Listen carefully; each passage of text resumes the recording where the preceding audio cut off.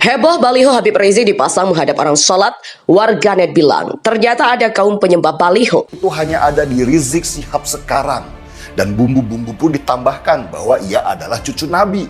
Dan siapapun yang menghina cucu Nabi, ia tidak akan dapat surga karena dibenci Tuhan. Selain cucu Nabi, Rizik juga ulama yang harus diikuti perkataannya meskipun ia banyak salahnya. Semua kebobrokannya ditutupi dan yang disalahkan adalah aparat keamanan karena mengkriminalisasi ulama. Dan yang terakhir, ia diberi penghias bahwa dia adalah imam besar. Banyak di antara habib-habib yang tidak mencontoh panutannya yaitu Nabi Muhammad SAW. Kita sering mendengar pidato-pidato dari habib-habib yang diberi panggung, dan banyak di antara mereka yang menggunakan kata-kata mencaci, banyak menggunakan kata-kata yang tidak sesuai dengan karakter seorang dai atau seorang pemuka agama. Ceramah dengan kata-kata kotor, bahkan kalimat yang menyeramkan, memang tidak memberikan keteduhan pada pendengarnya. Orang yang berharap rasa adem dan saat mendengarkan ceramah agama akan kecewa mendengar omongan big imam yang seram ini. Menurut seorang ahli, itulah akibatnya jika orang menjadi tokoh agama hanya bermodal sorban.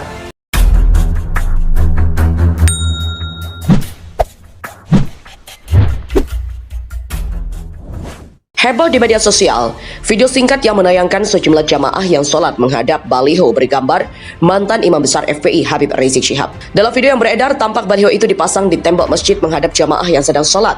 Dalam baliho yang dipasang, tampak foto Habib Rizik memakai baju putih dengan senyum sumringahnya. Tayangan itu menjadi sorotan usai diunggah oleh akun Twitter @tukangrosok. Dalam video itu juga tampak sebuah narasi singkat mengganggu orang sholat. Jika diperhatikan, sejumlah jamaah tetap fokus pada sholatnya meski di hadapannya ada baliho berukuran besar. Hingga kini belum diketahui secara detail lokasi dan apa tujuan dari para jamaah itu memasang baliho Habib Rizik di dalam masjid.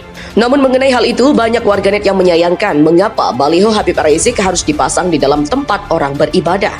Saya mencoba berpikir positif ya, itu arah kiblat. Ya, tapi kenapa ditempel foto penghujat NKRI? Kembali saya berpikir positif, hasilnya saya simpan dalam hati. Kata akun dari LWP69. Baliho selama ini dimanfaatkan untuk kampanye di jalanan dan di kampung-kampung hingga gangga. Bahkan di depan orang sholat sangat marak dan itu efektif mempengaruhi orang-orang yang punya keterbatasan mengakses informasi online. Sehingga tidak mengherankan ketika pada suatu pemilihan atau pemilu orang-orang yang tidak mengenal siapa-siapa yang akan dicoblosnya, maka saat di kotak suara mereka mencoblos tokoh yang lebih sering ditemuinya di baliho-baliho yang tergampang dan juga terpampang sebesar itu. Jadilah yang paling banyak balihonya kadang memperoleh suara terbanyak karena sebagian masyarakat bingung dengan program-program yang ditawarkan para calon itu. Bukan cuma membingungkan, tapi juga kebanyakan tidak terrealisasi alias cuma jargon-jargon semata. Maka baliho dengan wajah yang tampak gagah atau dipaksa cantik merupakan nilai tambah tersendiri. Meski zaman sudah canggih dengan fitur online, keberadaan baliho bisa mempengaruhi orang-orang yang mungkin malas berpikir dan kritis. Baliho kampanye figur dan partai mungkin paling banyak menghabiskan anggaran jika dibandingkan dengan baliho promosi suatu produk. Karena kebanyakan produk yang ada saat ini telah menggunakan media online sebagai cara mempengaruhi calon-calon pembelinya. Sehingga menggunakan baliho tidak terlalu menyasar calon-calon pembeli dan bahkan sangat tidak sedikit baliho dicuekin oleh mereka yang sudah asyik dengan sosial media. Maka jangan heran ketika baliho Rizik ditebarkan di mana-mana, padahal Rizik tidak sedang mencalonkan diri jadi anggota dewan. Bahkan tidak sedang jualan obat, meskipun Nikita bilang Habib itu tukang obat.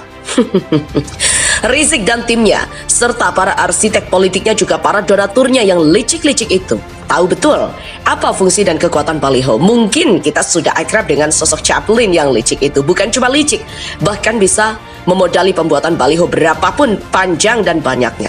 500 baliho yang ukurannya panjang-panjang tentu bukan duit yang sedikit, tapi bagi Chaplin itu hanya duit beli cemilan saja. Baliho sangat efektif menyasar orang-orang yang malas berpikir kritis. Dengan terpampang gambar Rizik di berbagai kelurahan atau kampung-kampung, itu adalah salah satu agar wajah Rizik masuk ke dalam benak warga sehingga sulit dilupakan, dan fatalnya wajah Rizik akan dianggap tokoh yang suci, padahal orang cerdas tahu bahwa Rizik hanyalah pion yang berevolusi mendapatkan gelar porn fugitif. Para arsitek politik juga sekutu Rizik sudah memasukkan baliho sebagai media andalan politik kotornya. Dengan baliho bukannya mendidik masyarakat tapi hendak meracuni pikiran masyarakat dengan gambar tokoh porn fugitifnya.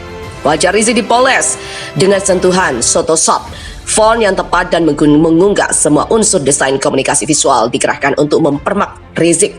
Maka jangan heran banyak laskar rela menyembah baliho itu. Masyarakat yang cerdas sebenarnya sudah muak ya dengan tampilan baliho Rizik.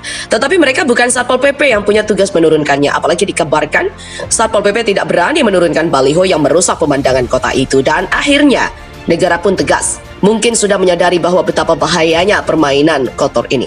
Lalu TNI bergerak, baliho pun dicopot. Jika saja mayoritas rakyat Indonesia atau banyak sekali rakyat yang sudah biasa dan sudah bisa menyadari bahwa baliho itu hanyalah sampah dengan wajah-wajah yang bisa penuh kepalsuan, maka negara ini bisa secepat maju karena melangkah ke tahap yang lebih berdaya guna. Mengurus baliho sebenarnya hanyalah buang-buang energi dan menghambat kemajuan negara ini. Apalagi wajah yang terpampang itu hanyalah pelesan, dipaksa jadi ulama meskipun lulusan Saudi, atau bisa jadi memang dulunya sudah akan jadi ulama cuma karena terlalu arogan ya akhirnya jatuh terpuruk jadi porn fugitif. Tragis sekali. Pria normal mana yang tak tergiur dengan kemolekan tubuh seorang janda cantik? Memang sulit lepas dari jeratan dunia yang menggiurkan itu. Apalagi yang disodorkan oleh para donatur elit yang rakus ingin menguasai negeri ini hanya demi keluarga dan anak keturunannya. Rizik mungkin bisa jadi ulama panutan jika tidak arogan atau kasar di atas mimbar. Mungkin ia sudah tidak tahan jadi orang cerdas ya, lalu memilih menjadi seperti orang yang pernah diteriakkannya di atas panggung, yaitu goblok. Kalimat ini sudah beberapa kali diucapkannya dan terakhir kata lonte makin jelas membuat dia terpuruk. Rizik mungkin sangat setia dengan para pengikutnya. Dia memilih menjadi koplak karena para pengikutnya sudah sejak zaman dulu susah pintarnya. Maka karena itulah para pengikutnya itu lebih memilih menyembah baliho daripada harus mengkaji Al-Quran dan kitab-kitab lain yang bisa menghiasi masyarakat Islam dengan keilmuan mumpuni sehingga negara aman, tentram dan damai. Tidak ada lagi makhluk kadrun yang jualan revolusi akhlak atau sok bilang mana akhlaknya.